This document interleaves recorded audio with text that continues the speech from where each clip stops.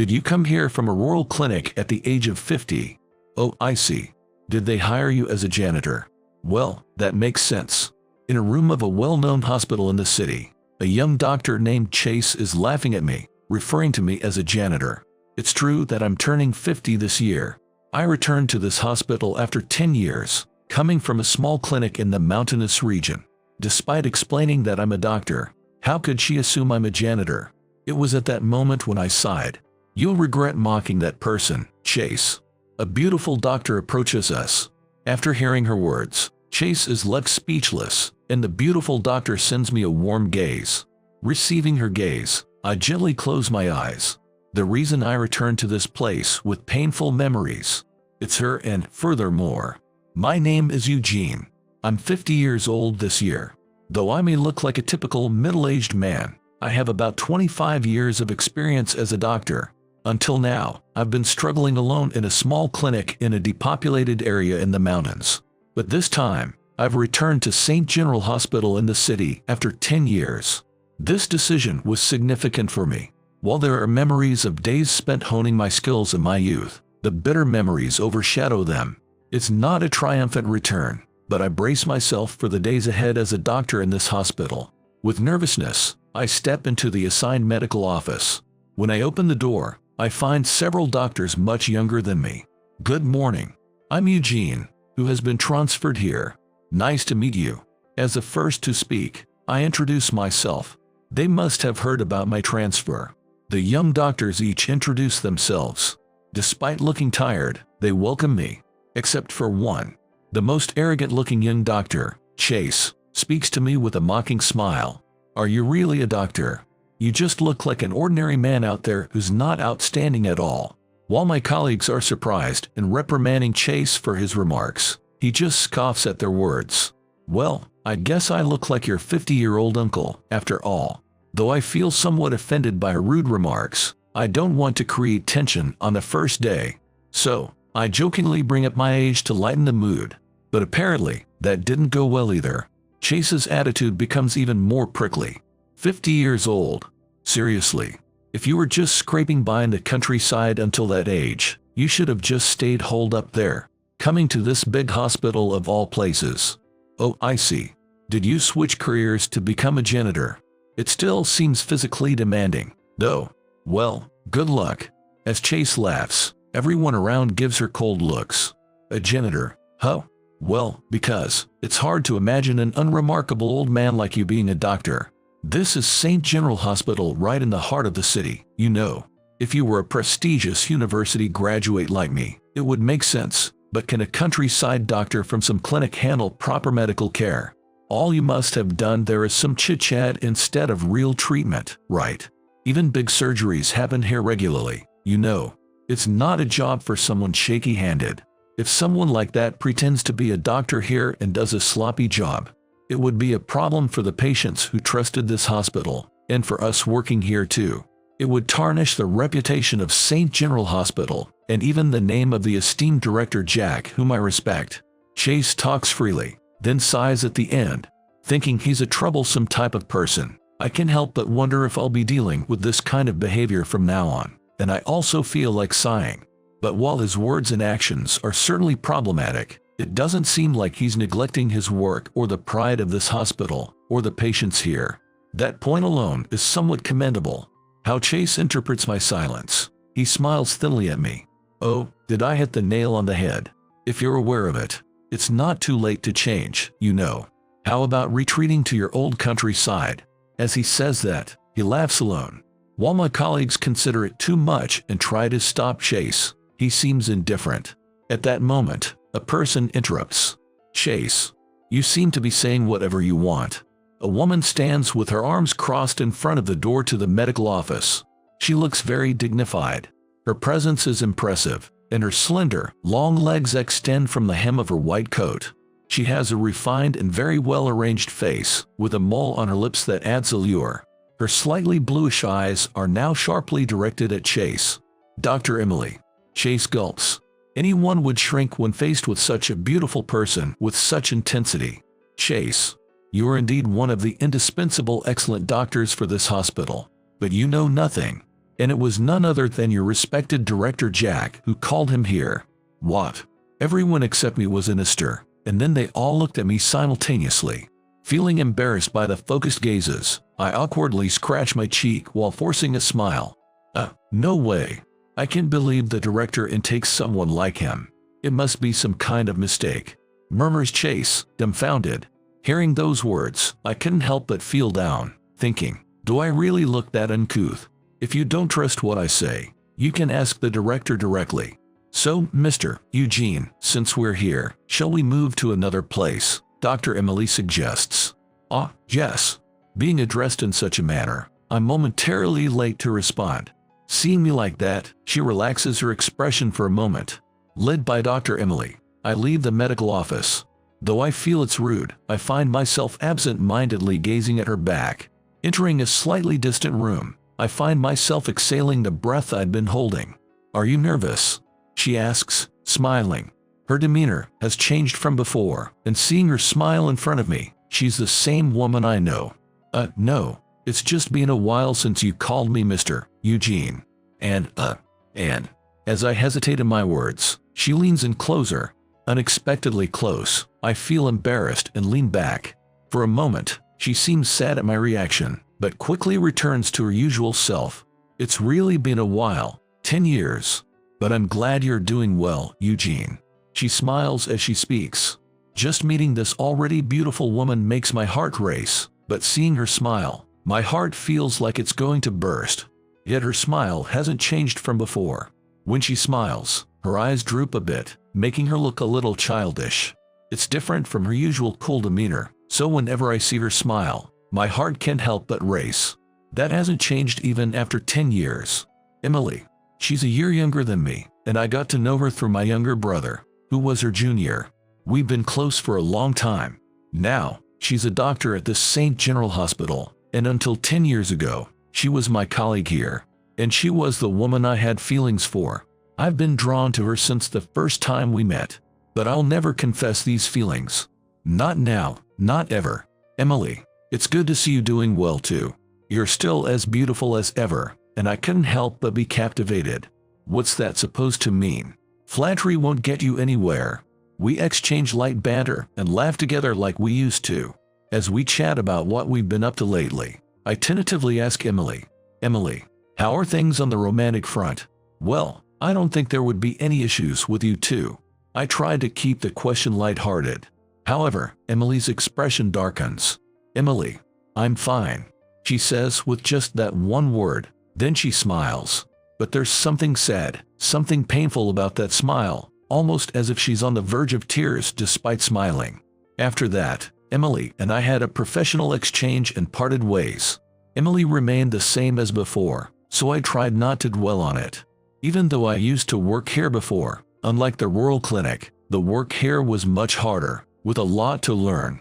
With the support of my colleagues, I managed to keep up with the work. Even so, that young doctor, Chase, keeps treating me like a subordinate and looking down on me.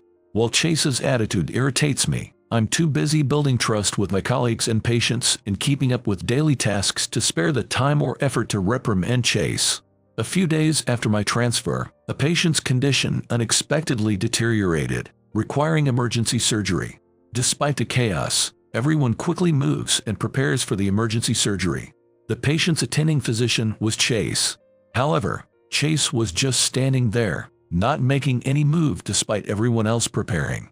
Chase, what's wrong? You need to get ready too. As I speak up, Chase suddenly looks anxious. He's looking at his hands, trembling. I know, but the surgery for Chase's patient was quite complicated. However, there were no other doctors available to handle it, except for Chase, who was the attending physician, and me, who had just been transferred here. Staying here shaking won't make the patient's condition wait. If there's something to be done, you have to move. Why, you don't have to tell me. But, although Chase shows a face irritated by my scolding, his confidence disappears quickly due to his anxiety about the surgery, and he looks down. Dr. Chase, you're here. Please get ready quickly. A nurse comes to call Chase, but even then, Chase doesn't move. Taking a deep breath, I speak up to the nurse who has just arrived. I'll go. What are you talking about? What can a country doctor like you do for this surgery? You're just standing there trembling. I can handle it better than you can. Upon my words, Chase falls silent. I know it's a cold way of speaking, but I can't entrust the patient to Chase as he is now. I understand that Dr. Eugene is coming. I'll leave it to you. Jay, please. The nurse glances at Chase for a moment but immediately turns back to me. Nodding to her words, we leave the medical office together. Meanwhile, Chase remains motionless, still silent. As it was I who came instead of the attending physician Chase, the operating room became restless. For those who didn't know me, it was understandable to feel anxious. However, fortunately, there were a few people who knew me, and the atmosphere in the operating room changed with the words "he'll be fine." And a few hours later, after the surgery ended successfully, I stepped out of the operating room, and there was Emily. Good job. Yeah. I'm relieved that it's over. Emily offers words of encouragement. I wipe the sweat off my forehead with the back of my hand and exhale. By the way, it was remarkable as always. It was a splendid surgery. Did you watch? Yeah. Emily's words startle me. However, inwardly, I feel relieved to be acknowledged by her. Then, I hear footsteps rushing toward us from behind Emily. I strain my eyes to see who it is. Emily wears a mischievous smile. As the director's brother and as a skilled physician, I'm glad you've returned here, says the person who came from behind Emily. Huh? The person who came from behind Emily gasps in surprise. Hearing the voice, I call out to that person. Chase. Breathless, Chase stands beside Emily. He was also watching your surgery, Emily says, smiling at Chase, who responds with a smile. Seeing that smile, I can predict that Emily probably dragged Chase here forcibly. Despite her appearance, Emily has a forceful side to her. Dr. Eugene. What? Surprised that Chase called my name properly, I unintentionally answer in a shocked voice. In the next moment, Chase expressed his remorse deeply and apologizes to me vigorously. I'm sorry for saying so many rude things until now. I am dumbfounded by this sudden turn of events. I really respect Director Jack, and I was so happy when I was landed to this hospital. I once had a chance to talk to the director, and I asked him what kind of doctor he was looking for.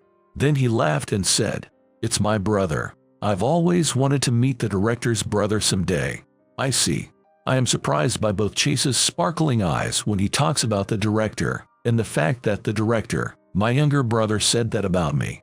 Upon hearing Emily whisper to me, Chase is a big fan of the director. With that expression, Chase suddenly looks like a puppy profusely wagging its tail. I misunderstood you, Dr. Eugene. I'm really sorry. Chase repeatedly apologizing me. I wonder if that apology is because he found out he's the director's brother. Emily says, teasingly, my younger brother got his looks from his beautiful mother, while I resemble our rugged father. Thus, though we are brothers, we have no facial similarities. If you just glance at us, you can tell that we are brothers. No wonder why Chase didn't realize that the director was my brother. Emily, nobody would assume that we are brothers, right? As I say, and Chase shakes his head. Sure, if I had known from the beginning that you're the director's brother, my attitude must have been different. However, after watching Dr. Eugene's surgery with Dr. Emily earlier, I realized my own shallowness. Your excellent surgical skills, calm judgment, and smooth communication with others were all remarkable. I judged you based on my own age, experience, and preconceptions without even knowing Dr. Eugene. It was a despicable act, not just as a physician but as a human being. I'm truly sorry, Chase explains. Hearing Chase's words, I slowly shake my head and said, "Stop. I don't need your apology. You made it to a good medical school, and now practicing medicine at this hospital. It's proof of your achievement. It's okay to be proud of what you have accomplished so far. But never be overconfident and arrogant. I believe your reflection will be your asset." Then, Chase lifted his head, showing me a completely different expression. He nodded enthusiastically and smiled. "Yes, I'll keep that in mind." Chase finally smiled too. Emily smiles as she watches Chase. While looking at the two of them, I mutter to myself, I've been there too. Once, my brother Jack, Emily, and I worked at the St. General Hospital. It was about 20 years ago. My family has a strong legacy in healthcare, with my father was a doctor and served as a director of the hospital, and my mother was a registered nurse with extensive experience in another hospital. If you trace back our family tree, you'll find many relatives in the medical profession. Not that it was preordained, but my siblings and I naturally gravitated toward the medical profession, probably influenced by seeing our relatives' dedication firsthand. I was considered the next candidate for director because of my excellent performance in student days, with outstanding grades and numerous successful surgeries. I was praised, expected, and evaluated by those around me. Back in those days when I was being complacent, I had as much, if not more, confidence than Chase. I'm the one who can save any life. I believed that sincerely at that time, even though it was unrealistic for a doctor to think that way. One day, my father, the director, suddenly collapsed. It was a heart attack. Unfortunately, there was no other surgeon available in the hospital due to overlapping surgeries at the time, except for my brother Jack and me. Surgery on a family member is typically avoided for several reasons. Perhaps, with the primary concern being the potential for difficulties in maintaining calm judgment. Admittedly, I was shaken when I heard that my father had collapsed. Nevertheless, no one else but us can save him. Seeing Jack, who had turned pale despite his usual calm and excellent demeanor, was quite a sight. "Jack, can you perform surgery on Dad?" I asked. Jack hesitated for a moment before weakly shaking his head. "I don't think I can. Even a slight mistake could cost him his life." He trailed off, clutching his head. Obviously, he wasn't in the right state of mind. I couldn't allow him to perform the surgical procedure. "Then I'll do it. I'll definitely save Dad," I said, heading towards the operating room where Dad was waiting. Dad lay before me. I profusely sweat even though the surgery hadn't begun yet. The surgery, which should have been routine for me, felt tens of times more difficult than usual. But no matter how difficult it was, I was going to save Dad. With that determination, I began the procedures. The surgical procedure itself was successful, but Dad never regained consciousness and passed away a few days later. Neither Jack nor the hospital staff, nor my mother, nor Emily, blamed me. The surgical process itself to be perfect. I was incredibly concentrated and remained calm throughout. That's what they said. But those words of praise were worthless for me. The feeling that I couldn't save Dad filled my entire heart. Even after the funeral, I remained depressed. Both Jack and Emily expressed concern for me. "Thanks to you, brother, Dad was able to live for a few more days. Mom and we were able to send off Dad right by his side," Jack said. "You did what you could, Eugene. Your father must be thinking the same," Emily added. I was grateful for their kind words, but I couldn't forgive myself. At that time, I was arrogant about my abilities. I thought that if it wasn't me, then who else could save Dad? But what was the result? Even though the surgery was successful, Dad passed away without ever opening his eyes. I couldn't help but feel that my arrogance and overconfidence had cost me my father. A few days after Dad's funeral, I heard about the opportunity to transfer to a clinic in a mountainous area.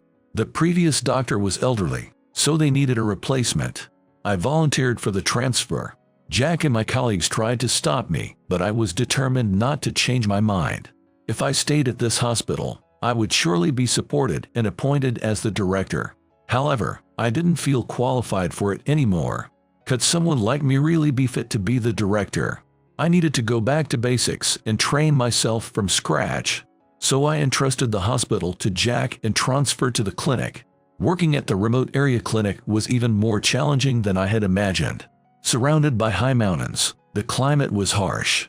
While there was some level of transportation compared to an island town, it often took time for supplies to arrive.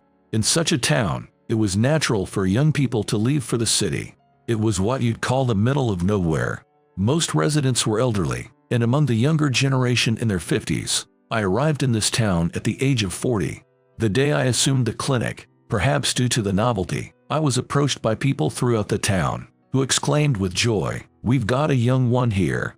Thanks to that, the townspeople quickly learned my name, and I was able to fit in easily. True to what Chase said, some folks came to the clinic just to chat, but the majority of the town's population were elderly. Everyone is living with some health concerns. If talking to me, a doctor, can provide them some comfort, then I consider that part of the treatment as well. Perhaps that's why the clinic was bustling with visitors every day. However, I'm originally a surgeon. If my surgical skills become dull, I won't be able to save patients when it really matters. The clinic wasn't complete with diagnostic equipment and a lab, so in case patients required surgical procedures, I had to refer them to healthcare facilities in a neighboring town or city. Nonetheless, those were our affiliated hospitals, so my credentials are well known. During that time, there was an issue of a shortage of healthcare providers in the region, so I took advantage of it. On my day off, I proactively visited affiliated hospitals to observe surgeries, joined seminars as a clinical instructor, and even installed surgical practice equipment in the clinic out of my own pocket. Thus, I've been living a life far from the slow, rural lifestyle. What kept me going, though, wasn't just the warmth of the townspeople, but also the letters from Emily that arrived regularly. Her letters, filled with beautiful handwriting just like hers, expressed concern for my health and well-being. They might have been casual letters between friends, but for me, it was comforting to know Emily hadn't forgotten about me. I've always thinking of Emily, her straightforwardness, her dedication to hard work without bragging, and how she sincerely interacts with everyone. The mix of her strong personality and the innocent look she has when she laughs was irresistibly charming. My feelings for Emily never faded over the years, but so did Jack's. Jack also had feelings for Emily. It was obvious from his behavior. They were close in age and both straightforward and hard-working. From my perspective as Jack's brother, I could certainly say he was a great man. He might be a bit timid, but Emily could surely bring out the best in him. They were a perfect match, much better than me. That's why I decided to keep my feelings to myself. 3 years after I left the hospital, Jack told me he and Emily had started dating. It was something I had hoped for, and now it had become reality. Hearing the happiness in his voice over the phone, I could imagine Jack's smiling face. And in my mind, I pictured the two of them, happy together. I'm not sure how to describe what I felt then. Happy yet sad, pleased yet pained. A mix of emotions was racing through me. I'm happy for you. Your long-held feelings have been recognized. I tried to keep my inner turmoil from spilling out as I spoke to Jack, and he replied, "Thanks, brother." At that moment, I was truly glad to be far from them, because my face must have been a sight to see. I've been there too, I murmured to myself, making sure they couldn't hear. Emily looked at me intently. I wondered what my face looked like as I reminisced about the past. Eugene. Emily's face clouded over. I didn't want to make her look like that, so I tried to change the subject. Then, "You're amazing, brother. You were great back then, but it seems you haven't lost your touch." Jack from behind Emily and Chase, the very person who had called me back, is here. Seeing Jack after a long time, his face seemed even more determined than it was 10 years ago, perhaps due to his experience as a hospital director. "Jack, you've observed as well. Your technique was perfect, worthy of the training materials. You're exaggerating." I felt embarrassed being praised so openly by my brother, and ended up responding more brusquely than I intended. Jack just laughed at that. A few days after that surgery, Jack, Emily, and I were drinking at a pub. It had been a while since the three of us had gathered like this.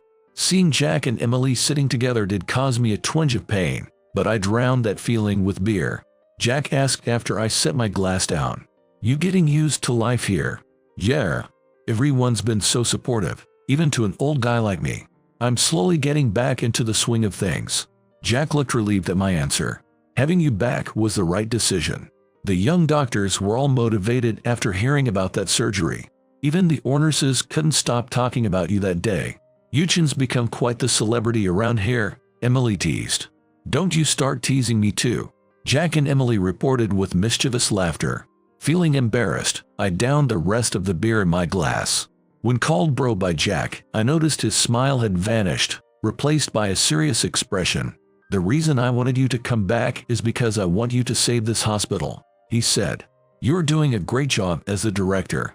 The hospital should be fine without me, right?" I replied to Jack's statement. However, Jack shook his head. "Indeed, I've been working hard for the past 10 years. But my efforts alone aren't enough. Like many others, this hospital struggles with staff shortages. The number of patients is on the rise each year, and both doctors and nurses are under increasing pressure. We're trying to improve the situation, but there's a high turnover rate.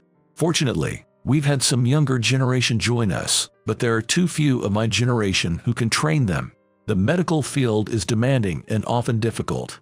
Though the salary may be higher compared to other professions, it's debatable if it's commensurate with the workload. It's a job that deals with lives, requiring constant vigilance. Education and qualifications in medicine and nursing are just the beginning. It's a career of continuous learning.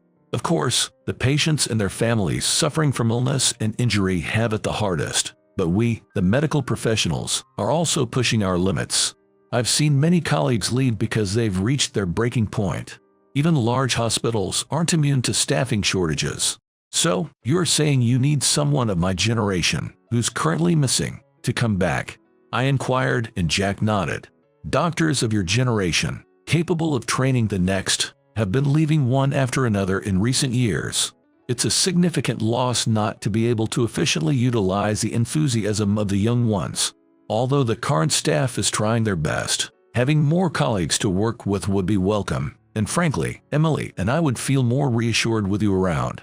Emily said, looking straight at me. If my former colleagues are in a tough situation, I want to help. However, I'm also worried about the clinic in that town.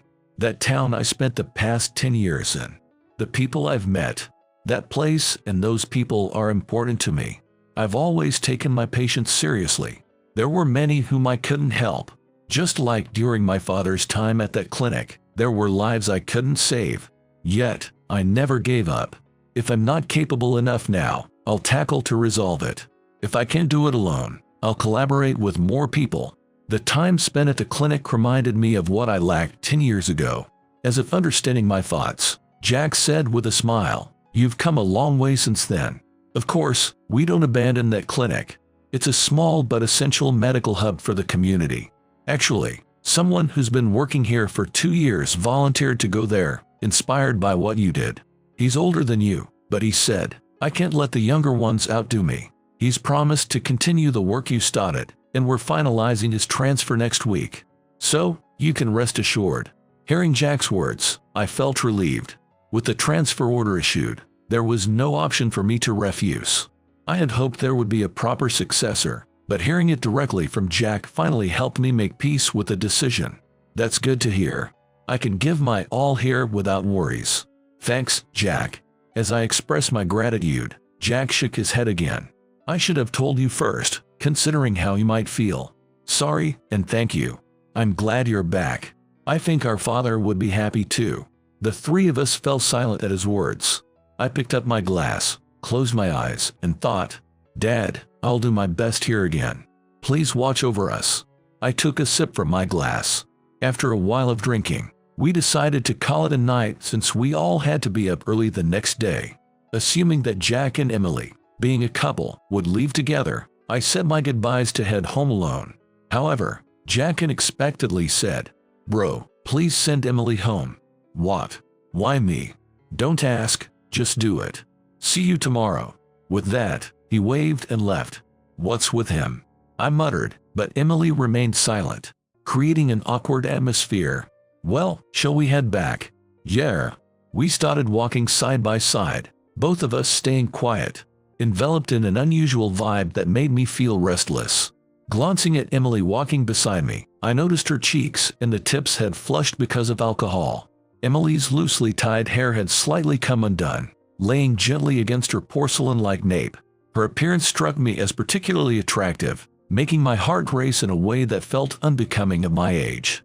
Trying to dismiss any improper thoughts, I focused my gaze straight ahead and continued walking. Eugene. Emily's voice came from slightly behind me. When I turned around, I noticed she had stopped a few steps back, seemingly lost in thought, and I hadn't realized she'd stopped. Rushing over to her, I apologized. Sorry, Emily. I was lost in thought. What's wrong? Did you hurt your foot? She remained silent, prompting a concern. Emily. From me. To my surprise, Emily looked like she was on the verge of tears. Touching her shoulder in a panic, I offered. If you're hurt and can't walk, I can carry you. No, it's not that, she managed to say. What is it then? I asked. No, Emily lifted her face, her eyes glistening with unshed tears, piercing me with her gaze. Despite knowing it might be disrespectful to think so in that moment, I couldn't help but find her incredibly beautiful. I'm sorry. I didn't mean to say this, but I can't hold it in anymore. I love you, Eugene. I've always loved you. I doubted my own ears. I was never anticipated. What did Emily say? Did she mention love? She said she loves me. Right. But Emily, and wait, but you and Jack, I started. We broke up a long time ago. Jack was the one who ended it. I didn't know. It's hard to believe Jack was the one who ended their tie, knowing how deeply he loved Emily. I understand the sentiment he'd held for a long time. I've always loved you, Eugene, but I was too scared to express it because I feared it would ruin our relationship. Just being near you was enough. But after your father passed away and you left for the clinic, I realized how significant you were to me. I wished I could follow you, but I didn't want to block your way, pursuing your determined career. Writing letters was the only way I could stay connected with you.